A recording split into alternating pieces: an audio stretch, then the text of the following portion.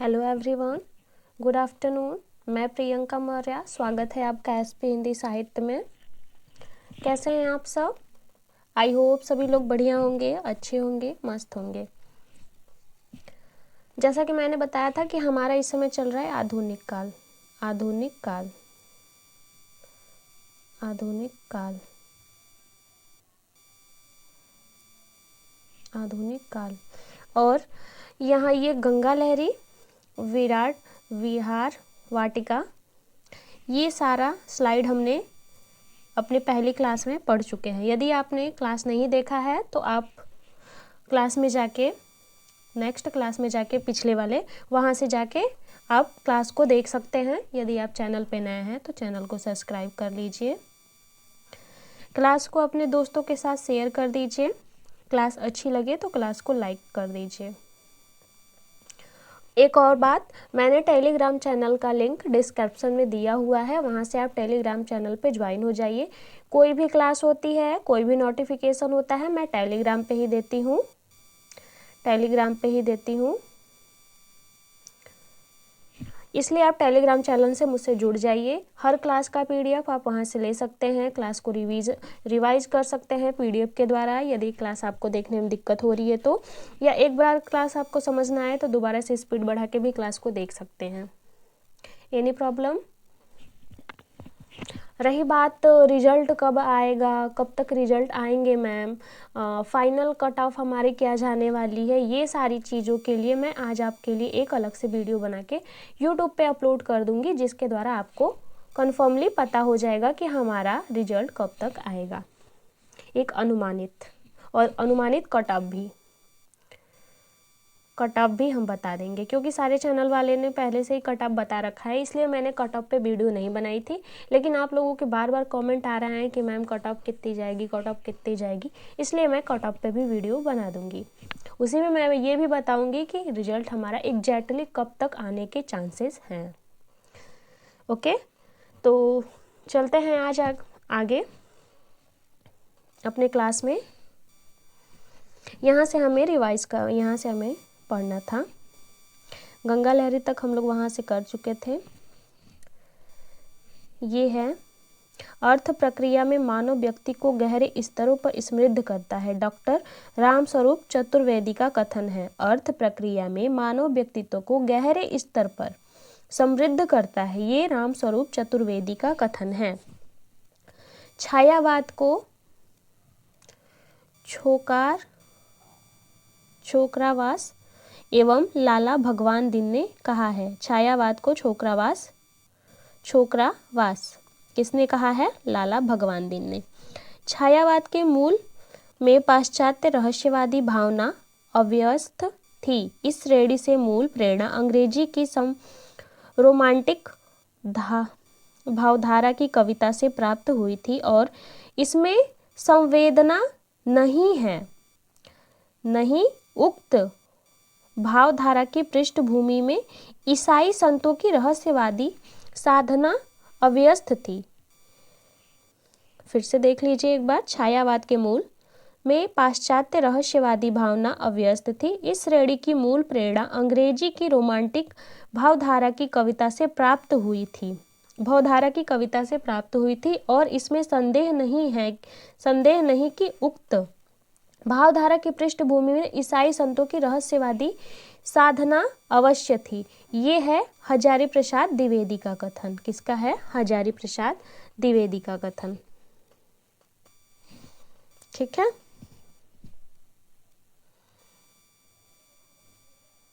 हजारी प्रसाद द्विवेदी का कथन।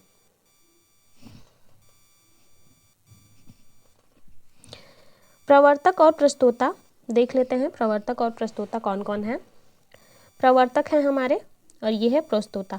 मैथिली शरण गुप्त और मुकुटधर पांडे। आचार्य रामचंद्र शुक्ल हैं इसके प्रस्तोता। जयशंकर प्रसाद के प्रस्तोता हैं इलाचंद्र जोशी। सुमित्रानंदन पंत, ये हैं आचार्य नंद दुलारे वाजपेयी। प्रभाकर माचवे के प्रस्तोता हैं माखनलाल चतुर्वेदी। ठीक है,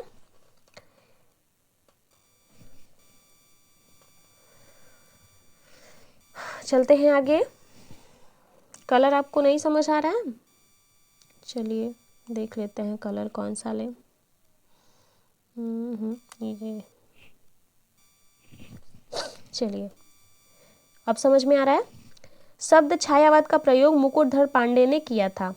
छायावाद का प्रथम प्रयोग मुकुटधर पांडे ने किया था। पंडित मुकुटधर पांडे ने सबसे पहले हिंदी में छायावाद नाम से सन 1920 में जबलपुर पत्रिका में एक लेख प्रकाशित करवाया था। क्या? एक लेख प्रकाशित करवाया था। मुकुटधर पांडे की कविता कुकरी के प्रति 1920 में सरस्वती पत्रिका में प्रकाशित हुई, जो छायावाद की प्रथम कविता है। अन्य रचनाएं आंसू, कानन कुसुम, प्रेम बंधन इत्यादि सरस्वती पत्रिका में ही प्रकाशित हुए थे। छायावाद के प्रमुख 4 स्तंभ हैं। देख लेते हैं कौन कौन से हमारे स्तंभ 4 हैं। जयशंकर प्रसाद 1889 ईस्वी में इनका जन्म हुआ था और मृत्यु 1937 ईस्वी में। शैव दर्शन एवं आनंदवाद से प्रभावित से किसे? शैव दर्शन और आनंदवाद से प्रभावित थे। सूर्यकांत त्रिपाठी निराला, इनका जन्म हुआ था 1899 ईस्वी में और इनकी मृत्यु हुई थी 1961 ईस्वी में। अद्वैत वेदांत से प्रभावित थे। किससे? सूर्यकांत त्रिपाठी निराला अद्वैत वेदांत से प्रभावित थे। सुमित्रानंदन पंत का जन्म 1900 ईस्वी में हुआ था और इनकी मृत्यु 1977 ईस्वी में हुई थी। अरविंद दर्शन से प्रभावित थे। सुमित्रानंदन पंत अरविंद दर्शन से प्रभावित थे। देख लेते हैं महादेवी वर्मा, इनका जन्म 1907 ईस्वी में हुआ था और ये पूछा गया था आपसे जून 2024 में महादेवी वर्मा का जन्म कब हुआ था। एक ही नहीं, एक जगह आया था 1910 ईस्वी, वहां पे गलत मतलब की करना था, कौन सा गलत है, और एक आया था मिलान 1907 ईस्वी महादेवी वर्मा का। 2 बार रिपीट हुआ था एक ही पेपर में। 2024 जो री एग्जाम हुआ था अगस्त में, 27 अगस्त को, वो भी द्वितीय पाली में, याद रखिएगा। इसलिए राइटर का जन्म वर्ष याद करना सबसे इम्पोर्टेंट है। महादेवी वर्मा बौद्ध दर्शन एवं दुखवाद से प्रभावित थी। किससे? बौद्ध दर्शन एवं दुखवाद से प्रभावित थी। आ जाते हैं बृहत्त्रयी पे। बृहत्त्रयी में कौन कौन से कवि आते हैं? जयशंकर प्रसाद ब्रह्मा, सुमित्रानंद पंत विष्णु, सूर्यकांत त्रिपाठी निराला महेश। बृहत्त्रयी में 3 कवि आते हैं, जो जयशंकर प्रसाद हैं ब्रह्मा के रूप में जो हैं, जिन्होंने छायावाद को प्रस्तुत किया या बनाया, उनको प्रस्तोता मान लीजिए। सुमित्रानंदन पंत विष्णु, जो चलाते हैं छायावाद को। महेश सूर्यकांत त्रिपाठी निराला, जो तीनों काम करते हैं। ठीक है। लघुत्रयी में देख लेते हैं कौन कौन से कवि आते हैं। लघुत्रयी में हमारी सर्वप्रथम आती है महादेवी वर्मा, दूसरे आते हैं राम कुमार वर्मा और तीसरे नंबर पे भगवती चरण वर्मा। छायावाद काव्य की प्रमुख प्रवृत्तियां: आत्म अभिव्यक्ति, स्वतंत्रता चेतना, रहस्यवाद, राष्ट्रीयता की भावना, स्वच्छंदवाद, वेदना की प्रवृत्ति, दार्शनिकता। वेदना की प्रवृत्ति और दार्शनिकता। सौंदर्य चेतना, कल्पना की प्रधानता, प्राकृतिक प्रेम, नारी सौंदर्य और प्रेम चित्रण, प्रेमानुभूति, काव्य रूप, अनुभूति की प्रतिष्ठा, भाषा एवं शैली, ये छायावाद के अंतर्गत इनका वर्णन होता है। अब देख लेते हैं छायावाद के प्रमुख कवि एवं उनकी रचनाएं। पहले नंबर पे आते हैं हमारे जयशंकर प्रसाद। कौन आते हैं? जयशंकर प्रसाद। जयशंकर प्रसाद की पहली रचना है उर्वशी, जो 1909 ईस्वी में प्रकाशित हुई थी। प्रेम प्रतीक 1914 ईस्वी, वन मिलन 1909 ईस्वी, महाराणा का महत्व 1914 ईस्वी, प्रेम राज्य 1909 ईस्वी। याद रखिएगा, उर्वशी, वन मिलन और प्रेम राज्य ये तीनों 1909 की रचनाएं हैं जयशंकर प्रसाद की। जयशंकर प्रसाद की।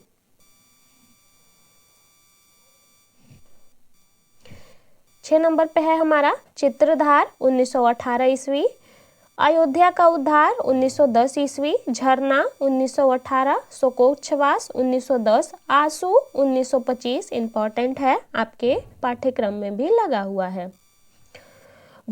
बब्रुवाहन 1911, लहर 1933। इंपॉर्टेंट। कानन कुसुम 1913, कामायनी 1935 या 1936। आपको इसका 2 प्रकाशन वर्ष माना गया है, 1935 और 1936। पेपर में किस प्रकार से आता है उसे आप देख लीजिएगा। 1935 आता है तो आप 1935 को राइट लगाएंगे। यदि 1935 के जगह 1936 आता है तो आप कामायनी को 1936 लगाएंगे।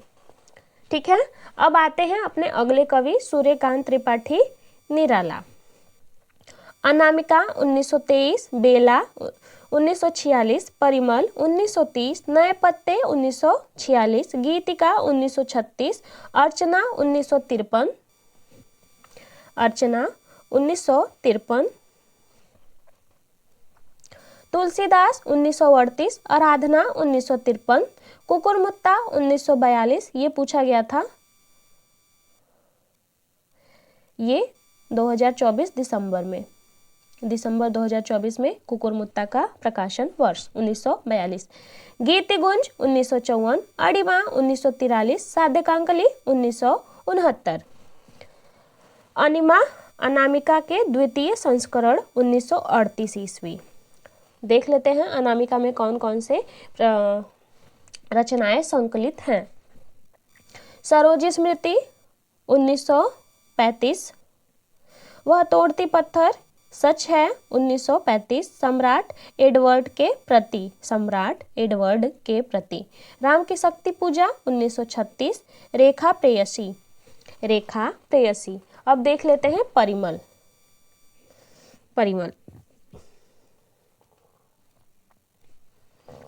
परिमल में है जूही की कली 1916 ईस्वी में प्रकाशित हुआ था, जो परिमल में संकलित है।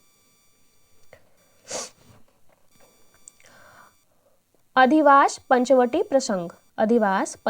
प्रसंग ये भी परिमल में है। भिक्षुक परिमल, बादल राग परिमल, विधवा परिमल, साध्य, संध्या, सुंदरी ये भी परिमल में संकलित हैं। अब आते हैं अपने नेक्स्ट कवि सुमित्रानंदन पंत, जो किसके रूप में जाने जाते हैं?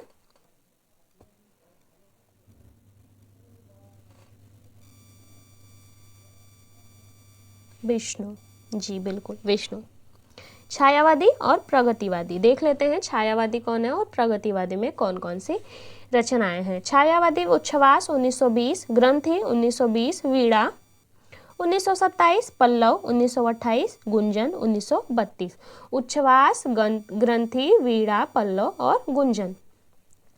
प्रगतिवादी में है युगांत 1936, युगवाड़ी 1939, ग्राम्या 1940। युगांत, युगवाड़ी, ग्राम्या आप याद कर सकते हैं आराम से। अरविंद दर्शन से प्रभावित देख लेते हैं कौन कौन सी रचनाएं हैं। स्वर्ण किरण 1947 ईस्वी, स्वर्णधूलि 1947। स्वर्ण किरण और स्वर्णधूलि दोनों 1947 की रचनाएं हैं। अगला है हमारा युगांत 1948, युगपथ 1949 ईस्वी। नवमतावादी कौन कौन सी रचनाएं हैं ये भी देख लेते हैं। उत्तरा 1944 ईस्वी, रजत शिखर 1952, शिल्पी 1952, अतिमा 1955, वाड़ी 1957, कला और बूढ़ा चांद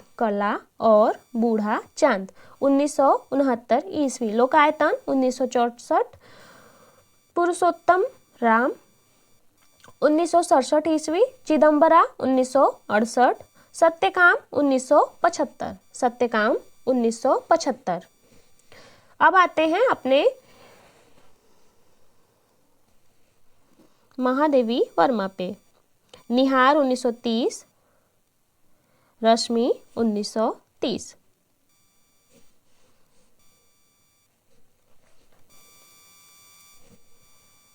निहार, रश्मि हो गया हमारा। अब आते हैं नीरजा पे। नीरजा 1935, साध्य गीत 1936, यामा 1940, दीपशिखा 1942, सपर्णा 1960, प्रथम आयाम 1984 और अग्निरेखा 1990 में लिखा गया था। छायावादी काव्य के अन्य कवि एवं उनकी महत्वपूर्ण रचनाएं। अब देख लेते हैं। 4-5 कवि तो हमारे बहुत इंपॉर्टेंट थे। जयशंकर प्रसाद, सुमित्रानंदन पंत, सूर्यकांत त्रिपाठी निराला, महादेवी वर्मा। अब आते हैं उदय शंकर भट्ट पे। ठीक है। तक्षशिला ये महाकाव्य है, 1931 ईस्वी में लिखा गया था। मानसी, युगदीप, यथार्थ और कल्पना, राका, विसर्जन। विसर्जन बहुत इंपॉर्टेंट है उदय शंकर भट्ट का।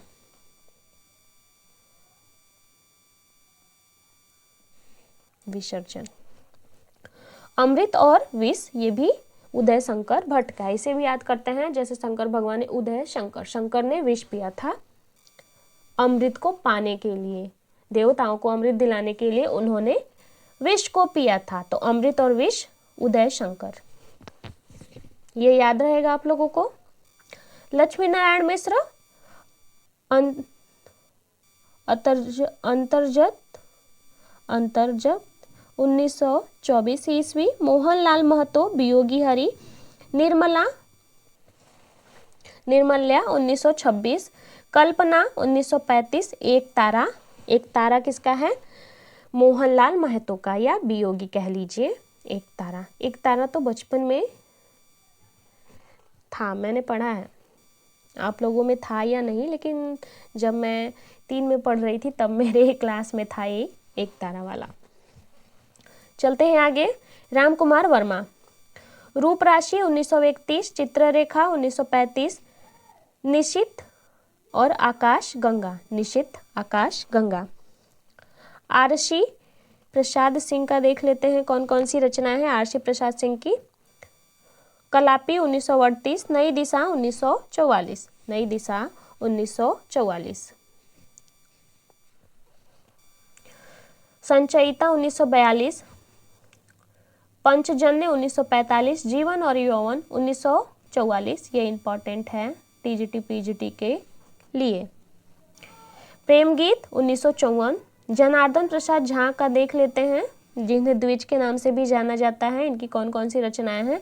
अंतर्ध्वनि और अनुभूति। केदारनाथ मिश्र का सेतुबंध इंपॉर्टेंट है। श्रीतुबंध ये भी इंपॉर्टेंट है। चिर स्पर्श, बैठो मेरे पास, कैकेयी, इनकी सारी रचनाएं इंपॉर्टेंट है केदारनाथ मिश्र की।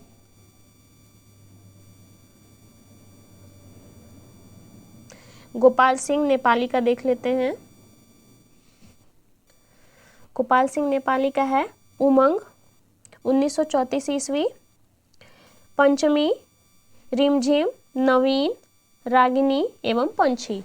अब देख लेते हैं छायावाद में ब्रज काव्य में कवि और उनकी कविताएं। अब कविताओं पे आ जाते हैं। आचार्य रामचंद्र शुक्ल, बुद्धचरित 1922 ईस्वी। एडविन एनॉर्ड की रचना लाइट ऑफ एशिया का ब्रज में अनुवाद है। वियोगी हरि, वीर सत्सई 1927 ईस्वी में लिखा गया चरखा स्त्रोत है।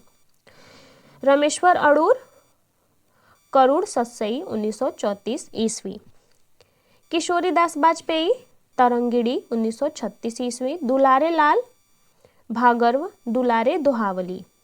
अनूप शर्मा का है फेरी मिलोबो 1938। राधा कृष्ण दास का है बजरन 1936। रामनाथ ज्योतिषी का है चंद्रोदय काव्य 1936 ईस्वी। अब आते हैं अपने अगले टॉपिक पे।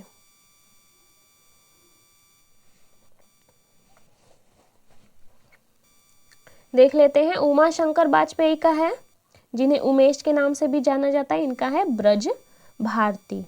ब्रज भारती। छायावादी कवियों के बारे में महत्वपूर्ण तथ्य। जयशंकर प्रसाद। जयशंकर प्रसाद कलाधर उपनाम से ब्रज भाषा में रचनाएं करते थे। बचपन का नाम झारखंडी था। बचपन का नाम झारखंडी था, ये याद रखिएगा। बचपन किसका नाम झारखंडी था? तो जयशंकर प्रसाद का। कलाधर उपनाम से कौन रचना करते थे? जयशंकर प्रसाद। जयशंकर प्रसाद की पहली कविता कलाधर उपनाम से सावन पंचक 1906 ईस्वी में भारतेंदु पत्रिका से प्रकाशित हुई। भारतेंदु पत्रिका से प्रकाशित हुई थी सावन पंचक 1906 ईस्वी में। जयशंकर प्रसाद की खड़ी बोली में प्रथम काव्य संग्रह कानन कुसुम है। जयशंकर प्रसाद की प्रेम प्रतीक 1909 ईस्वी में पहली बार ब्रज भाषा में लिखी, बाद में इनको 1914 में खड़ी बोली अनुवाद किया। 1909 में प्रेम प्रतीक को उन्होंने ब्रज भाषा में लिखा, पुनः 1914 ईस्वी में उसी प्रेम प्रतीक रचना को उन्होंने खड़ी बोली में अनुवादित किया 1914 ईस्वी में। झरना प्रसाद का पहला छायावादी काव्य संग्रह है। इसे छायावाद की प्रथम प्रयोगशाला भी कहते हैं। जयशंकर प्रसाद की पहली काव्य प्रयोगशाला क्या है? झरना। क्या है? झरना।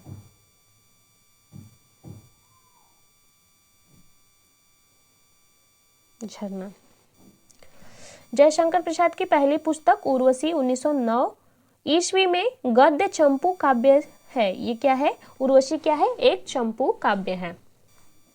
प्रथम प्रभात 1918 को प्रभात प्रसाद की पहली छायावादी कविता माना जाता है जो झरना से संकलित है। प्रथम प्रभात किसमें संकलित है? झरना में संकलित है। जयशंकर प्रसाद की महाराणा का महत्व 1910 ईस्वी तथा प्रेम प्रतीक 1914 ईस्वी अतुकांत रचना है। क्या है? प्रेम प्रतीक अतुकांत रचना है। आंसू 1925 ईस्वी में प्रकाशित हुआ था। एक विरह प्रधान काव्य है। इसमें 133 छंद है। आंसू काव्य में 133 छंद है। इसको हिंदी का मेघदूत भी कहा जाता है। जयशंकर प्रसाद के किस रचना को मेघदूत कहा जाता है? आंसू को।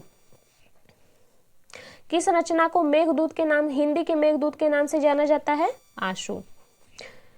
मैं प्रश्न बताते चल रही हूं, आप लोग नोट करते जाइएगा। जयशंकर प्रसाद की रचना कामायनी 1935 महाकाव्य में, इसमें कुल 15 सर्ग हैं। कामायनी में कुल कितने सर्ग हैं? 15 सर्ग हैं और ये हमारे सिलेबस में भी लगा हुआ है। देख लेते हैं। चिंता, आशा, श्रद्धा, काम, वासना, लज्जा, ये तीनों एक एक साथ याद कर लीजिए। चिंता, आशा, श्रद्धा, काम, वासना, लज्जा। अगला है कर्म, ईर्ष्या, ईड़ा। कर्म, ईर्ष्या, ईड़ा, स्वप्न, संघर्ष, निर्वेद, दर्शन, रहस्य, आनंद। समझ में आया? एक बार देख लेते हैं। चिंता, आशा, श्रद्धा, काम, वासना, लज्जा। काम, वासना, लज्जा। कर्म, ईर्ष्या, ईड़ा। स्वप्न, संघर्ष, निर्वेद। दर्शन, रहस्य, आनंद।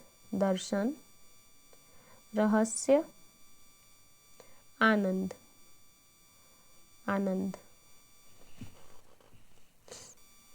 15 सर्ग। ये 15 के 15 सर्ग आपको याद होने चाहिए, वो भी क्रम वाइज। ठीक है, चलते हैं कामायनी के पात्रों के ऊपर। कौन कौन से पात्र किसके प्रतीक हैं ये देख लेते हैं। इधर हैं पात्र और इधर हैं उनके प्रतीक। मनु को क्या माना जाता है? मन का प्रतीक है। श्रद्धा हृदय का प्रतीक है। ईड़ा बुद्धि का प्रतीक है। कुमार मानव का प्रतीक है।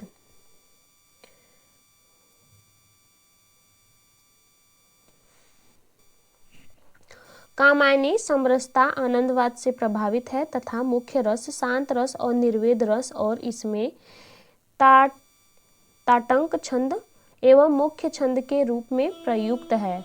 ताटंक छंद मुक्त छंद के रूप में प्रयुक्त है।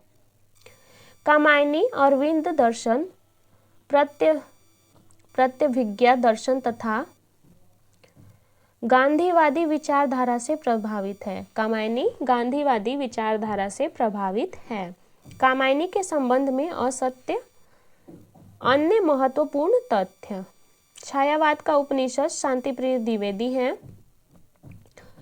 रहस्यवाद का पहला महाकाव्य सूर्यकांत त्रिपाठी निराला। मानव चेतना के विकास का महाकाव्य डॉक्टर नगेंद्र। मानवता का रसात्मक इतिहास नंद दुलारे वाजपेयी। आधुनिक समस्या का प्रातिनिधिक महाकाव्य किसने कहा है? नामवर सिंह ने। जयशंकर प्रसाद में ऐसी माधुर्य प्रतिभा और ऐसी जागरूकता का भावुक अवश्य थी। इन्होंने इस पद्धति का अपने ढंग पर बहुत ही मनोरम विकास किया है। संस्कृत की कामकांत एवं पदावली जैसा है।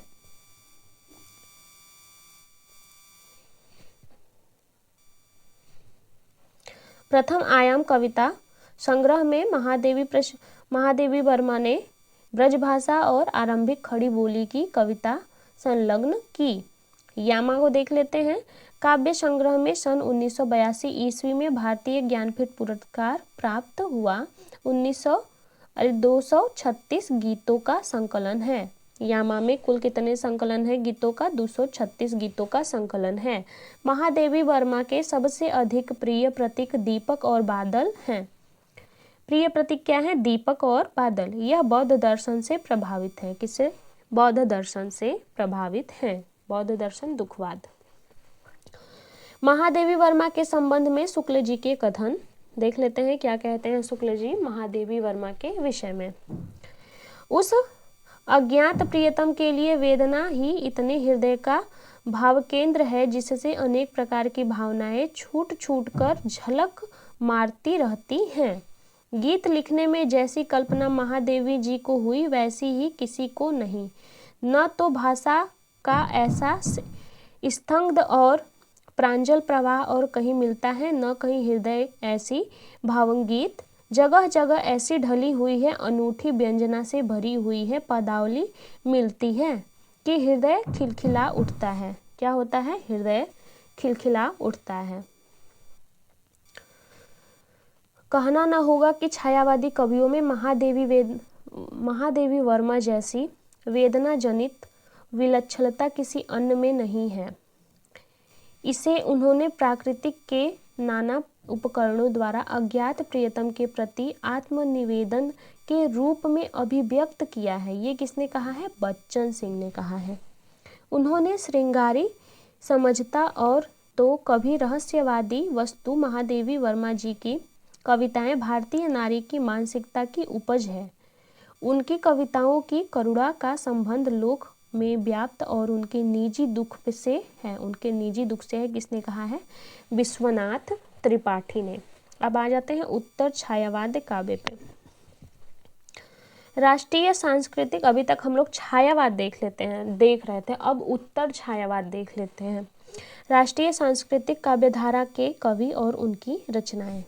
राष्ट्रीय काव्यधारा के कवि और उनकी रचनाएं। पहले आते हैं हमारे माखनलाल चतुर्वेदी, जिनका जन्म हुआ था 1889 ईस्वी में और उनकी मृत्यु हुई थी 1968 ईस्वी में। हेमकिरीट ने 1943 ईस्वी, माता 1951, हेमंत तरंगिनी 1948 ईस्वी, युगचरण 1956, समर्पण 1956, वेणु लो गजे धारा 1960 ईस्वी, मरण ज्वाला 1963, ध्रुव वलय 1981, सिया राम शरण गुप्त 1995 ईस्वी, 1963 ईस्वी, मौर्य विजय 1914, प्रबंध काव्य, अनाथ 1917, दुर्वादल 1921 ईस्वी, विषाद 1925, आर्द्रा 1927, पाथेय 1933 ईस्वी, बापू 1937। सियाराम सरोवर गुप्त की भी रचना है बापू, याद रखिएगा। उन्मुक्त 1940, दैनिकी 1942, नकुल 1946, मृडमयी 1963, आत्मोसर्ग। अब आ जाते हैं अपने नेक्स्ट कवि बालकृष्ण शर्मा नवीन पे। इनका जन्म हुआ था 1897 ईस्वी में और इनकी मृत्यु हुई थी 1960 ईस्वी में। कुमकुम 1939, अपल 1951, रश्मि रेखा 1951, विनोबा स्वप्न 1951, क्यासिक 1952, उर्मिला 1957, हम विषय पानी जन्म के 1964 ईस्वी।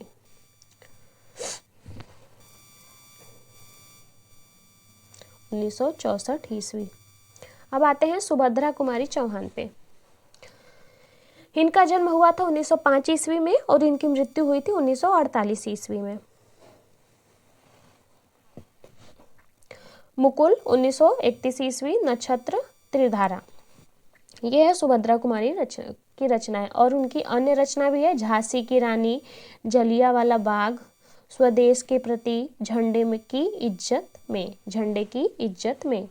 सोहन लाल द्विवेदी का जन्म हुआ था 1906 ईस्वी में और इनकी मृत्यु हुई थी 1988 ईस्वी में। चित्रा 1942, भैरवी 1942, युगधारा 1944, सेवाग्राम 1946 ईस्वी। सेवाग्राम 1946।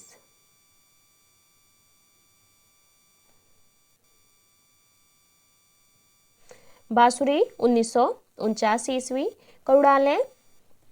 अब आते हैं श्याम नारायण पांडे पे। इनका जन्म हुआ था 1907 ईस्वी। 1907 में और किसका जन्म हुआ था? राइट, महादेवी वर्मा का। 1991 ईस्वी में इनकी मृत्यु हुई थी। हल्दी घाटी 1941, जौहर 1945, जगन्नाथ प्रसाद मिलिंद, इनका भी जन्म हुआ है 1907 ईस्वी और मृत्यु हुई थी 1986 ईस्वी में। जीवन संगीत 1940, नवयुग के गान 1940, बलिपथ के गीत, पंखुरियां, भूमिका की अग्निभूति। रामधारी सिंह दिनकर की देख लेते हैं। उनका जन्म हुआ था 1908 ईस्वी में और मृत्यु 1974। कहीं कहीं 9 भी मिलता है, तो जैसा ऑप्शन में आए पेपर में पूछा जाए वैसे आप हैंडल करेंगे। रेणु 1935 ईस्वी, हुंकार 1939, रसवंती 1940, द्वंद्व गीत 1940, द्वंद्व गीत भी 1940 है। कुरुक्षेत्र 1946 ईस्वी, ये एक प्रबंध काव्य है। समाधेनी 1947, धूप और धुआं 1951, इतिहास के आंसू 1951, रसमेरथी 1952, ये एक खंड काव्य है। नील कुसुम 1954, दिल्ली 1954, नीम के पत्ते 1954, उर्वशी 1961 ईस्वी, ये गीति नाट्य है। परशुराम की प्रतिज्ञा 1963, आत्मा की आंखें 1964, हारे को हरि नाम, ये इंपॉर्टेंट है 1970 ईस्वी।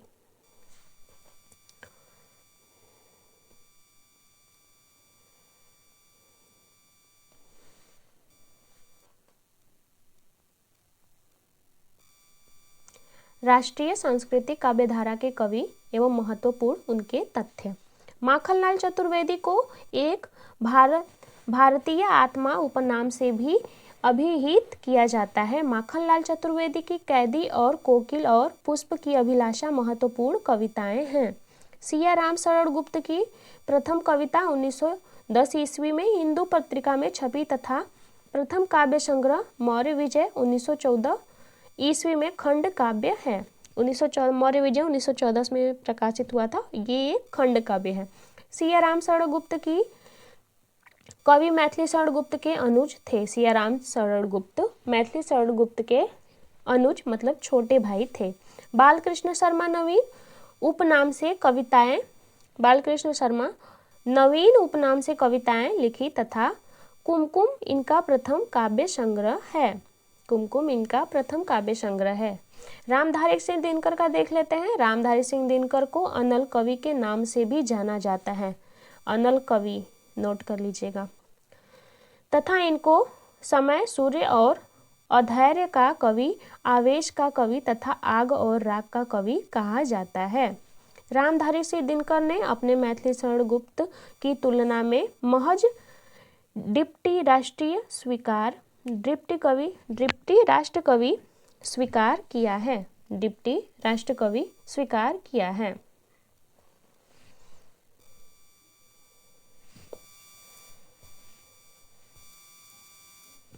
रामधारी सिंह दिनकर को देख लेते हैं आगे। रामधारी सिंह दिनकर को राष्ट्रीय जागरण तथा भारतीय संस्कृति का कवि स्वीकार किया गया है। रश्मि रथी महाभारत को आधार बनाकर लिखी गई है। इसका मुख्य पात्र कर्ण है। महाभारत चीन के युद्ध के आधार पर बनाकर लिखी गई कविता परशुराम की प्रतिज्ञा है। महाभारत किसकी है? परशुराम की प्रतिज्ञा चीन और भारत के युद्ध पर लिखा गया है। उर्वशी महाकाव्य दिनकर को 1972 ईस्वी में ज्ञानपीठ पुरस्कार मिला था। उर्वशी के ऊपर किसको मिला था? दिनकर को क्या मिला था? ज्ञानपीठ पुरस्कार। उर्वशी के पुरूरवा और उर्वशी की प्रेम का वर्णन किया गया है। उर्वशी को गीति नाट्य के रूप में भी माना जाता है। कुरुक्षेत्र एवं प्रबंध काव्य है। इसको आधुनिक युग की गीता भी कहा जाता है। कुरुक्षेत्र को आधुनिक युग का गीता भी कहा जाता है। कुरुक्षेत्र की कथा वस्तु महाभारत के शांति पर्व से प्रभावित है। किससे प्रभावित है? शांति पर्व से प्रभावित है। शांति पर्व से प्रभावित है। दिनकर न तो बच्चन, अंचल आदि न नव्य छायावादियों व्यक्तित्ववादियों से जुड़ पाते हैं, न प्रगतिवादियों से। उनका अपना अलग रास्ता है। वे कहीं कहीं दोनों धाराओं के बीच में पड़ते हैं। न तो वह अंचल नव काव्य के बीच में आते हैं, न तो प्रगतिवादियों के बीच में आते हैं। इसीलिए कहीं वे गांधीवादी के समर्थक थे, तो कहीं शास्त्र क्रांति का, कहीं प्रकृति और नारी प्रेम की आकांक्षा व्यक्त करते हैं, तो कहीं सर्वहारा की उदय। किसका कथन है? बच्चन सिंह का। ठीक है।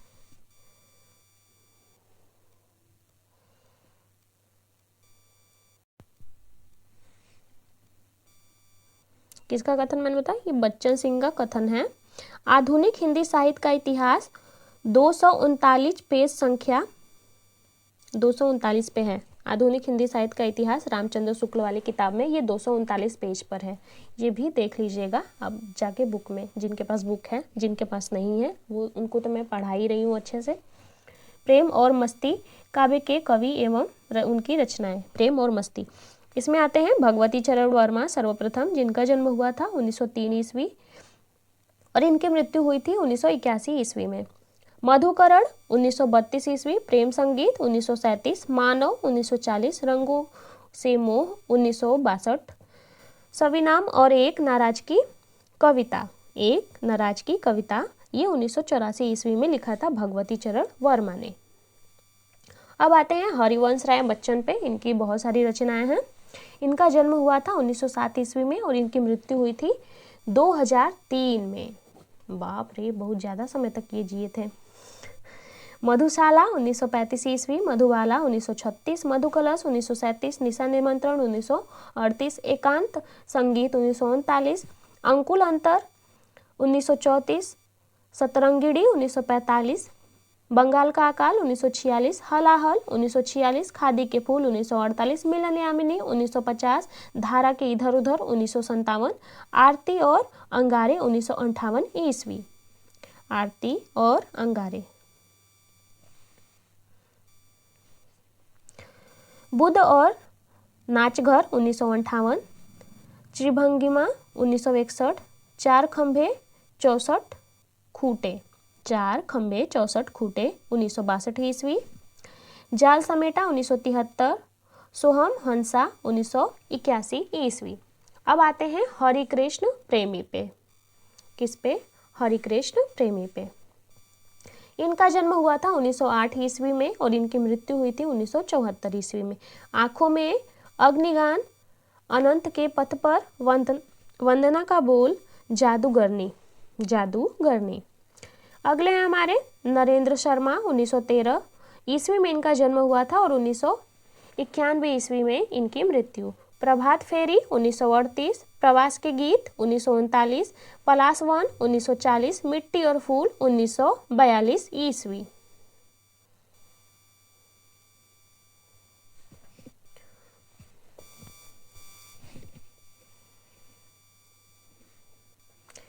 कामिनी है 1942 ईस्वी।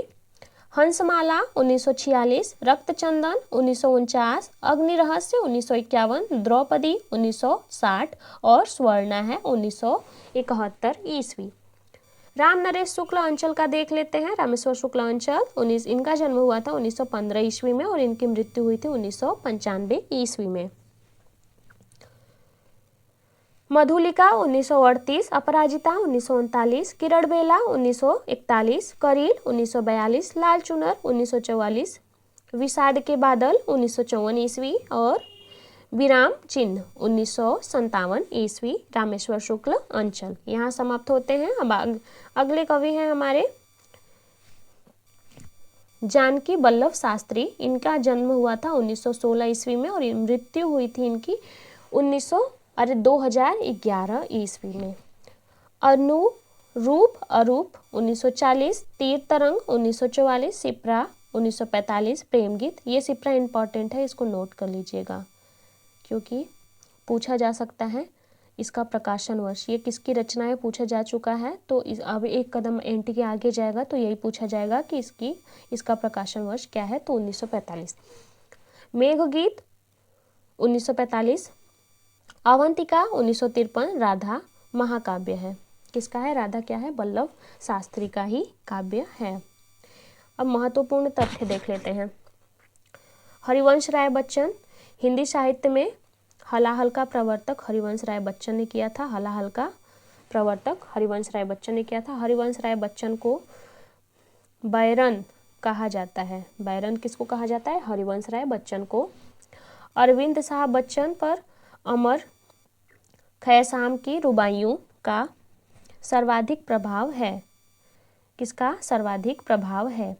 हेतु भारद्वाज में हलाहल के काव्य में छई रोमांस और कुंठा का भी काव्य माना जाता है। किसका? कुंठा का भी काव्य माना जाता है। अब आते हैं हरिवंश राय बच्चन के अगले टॉपिक पे। हरिवंश राय बच्चन और सुमित्रा नंदन पंत ने संयुक्त रूप से मिलकर खादी के फूल काव्य की रचना की थी। खादी के फूल दो लोगों से मिलकर रचित हुई थी। हरिवंश राय बच्चन और सुमित्रा नंदन पंत दोनों ने मिलकर खादी के फूल की रचना की थी। व्यापक और अर्थ में अर्थान्योन्मुख होने के कारण ये प्रगतिवादी के निकट हैं, तो भाषागत बिंबवाद, तत्समता एवं क्लासिकल और दात्य काल्पनिक उड़ान को तोड़कर काव्य भाषा को जनभाषा के निकट लाने का, कथ्यों में रागात्मक का गद्य बनाने का श्रेय भी इन्हीं को जाता है। विशेष रूप से बच्चन को। ये किसने कहा है? स्वयं बच्चन सिंह ने अपने बारे में कहा है। बच्चन ने कविता को जमीन पर उतारा है, उसे एक लौकिक एवं जीवन के संबद्ध किया है, उनकी सीमा का विस्तार भी किया है। स्वच्छंदवादी कवियों ने भी अपने निजी दुख को विस्तार दिया है। निराला को छोड़कर शेष कवियों में यह विस्तार लोक सीमा का अतिक्रमण कर वायित्या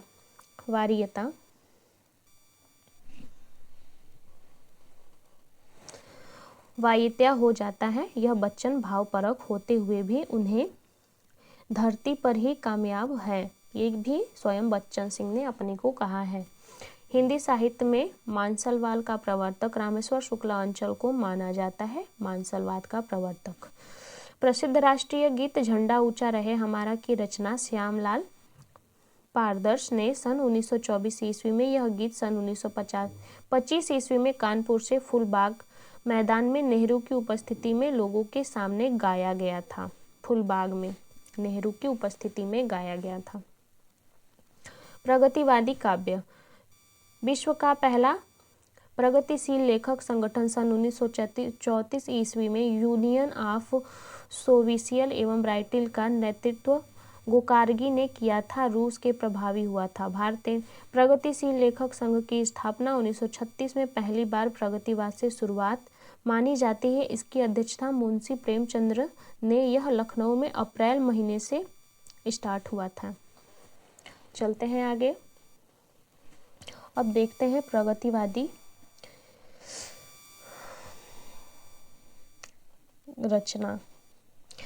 रचना और कवि भी देख लेते हैं। केशव केदारनाथ अग्रवाल का जन्म हुआ था 1911 ईस्वी में और इनकी मृत्यु हुई थी 2000 ईस्वी में।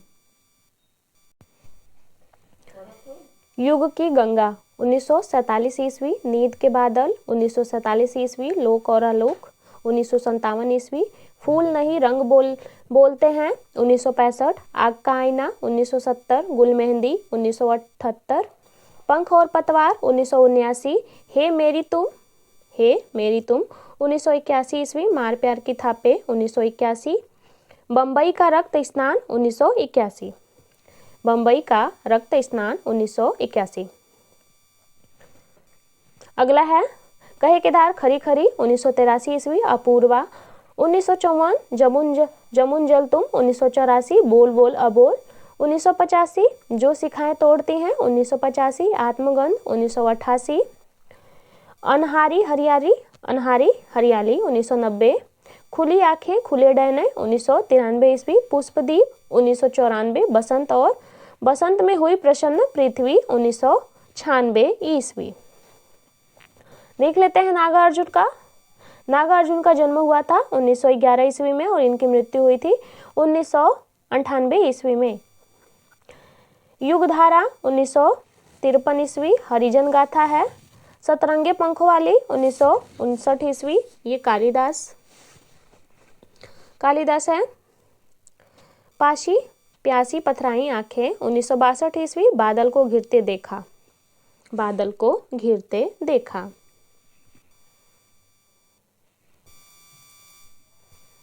अगला है भस्मांकुर 1971 ईस्वी, अकाल और उसके बाद, तालाब की मछलियां 1975, सिंदूर और तिलकित भाल, खिचड़ी विप्लव देखा हमने, तुमने कहा था, हजार हजार बाहों वाली, पुरानी जूतियों के कोरस, इस गुब्बारे की छाव में।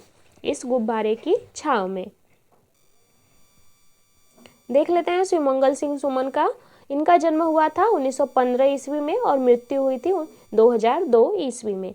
हिल्लोल, जीवन के गान, युग का मोल, प्रलय और सृजन, विश्वास बदल ही गया है, विद्य हिमालय, मिट्टी की बारात, वाड़ी की व्यथा, पर आंखें नहीं हरी, हम पक्षी उन्मुक्त गगन के। वासुदेव सिंह का देख लेते हैं। त्रिलोचन का जन्म हुआ था 1917 ईस्वी में, इनकी मृत्यु हुई थी 2007 ईस्वी में। धरती 1945 ईस्वी, गुलाब और बुलबुल 1956, दिगंत 1957, ताप के ताए हुए दिन 1980 ईस्वी, शब्द 1980, उस जनपद का कवि हूँ 1981, अपराध अर्धान 1984, तुम्हें सौंपता हूँ 1985, फूल नाम है एक 1985, अनकही भी कुछ कहानी है 1985, सबका अपना अपना आकाश 1987। प्रगतिवादी कवि के संबंध में महत्वपूर्ण तथ्य देख लेते हैं अग्रवाल के विषय में क्या क्या कहा गया है। केदारनाथ अग्रवाल अपनी काव्य यात्रा के शुरुआती समय में बुलेंदु उपनाम से रचनाएं करते थे और उस समय वे ब्रजभाषा कवित्त सवैया छंद में लिखते थे। किसमें लिखते थे? सवैया छंद में। केदारनाथ अग्रवाल केन का कवि कहा जाता है। केदारनाथ अग्रवाल को केन का कवि भी कहा जाता है। जहां तक उनकी प्राकृतिक चित्रण संबंध है, केदारनाथ शायद उत्तर कवि के सुमित्रानंदन पंत हैं। ये किसने कहा है? बच्चन सिंह ने। केदारनाथ अग्रवाल को कटीली प्रकृति से राजकुमार कवि के नाम से भी जाना जाता है। केदारनाथ अग्रवाल ने देश विदेश की कविताएं संग्रह, देश विदेश की बहुत सारी कवियों की कविताओं का अनुवाद किया है।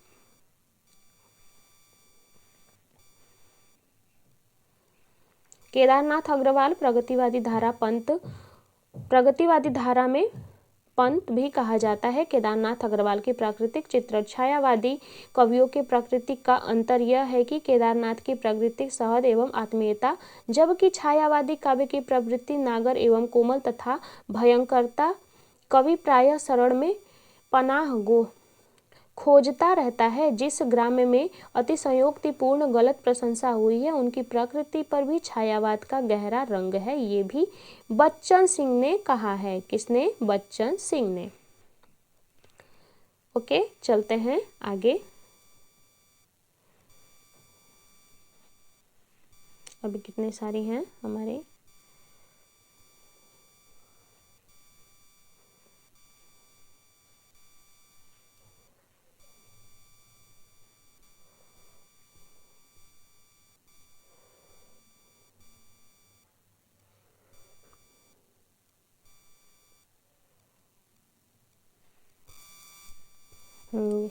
यहाँ तक हमने आज कंप्लीट कर लिया। आज के लिए बस इतना ही। मिलते हैं अब आपसे अगली क्लास में कल। तब तक के लिए bye bye, take care, thank you so much, thank you so much. Channel पे नया है तो चैनल को सब्सक्राइब कर लीजिए, क्लास को अपने फ्रेंड तक शेयर कर दीजिए, और क्लास अच्छी हो तो लाइक कर दीजिए। हो तो नहीं, लाइक कर दीजिए, क्लास अच्छी ही है। ओके, मिलते हैं आपसे कल। तब तक के लिए बाय बाय, टेक केयर।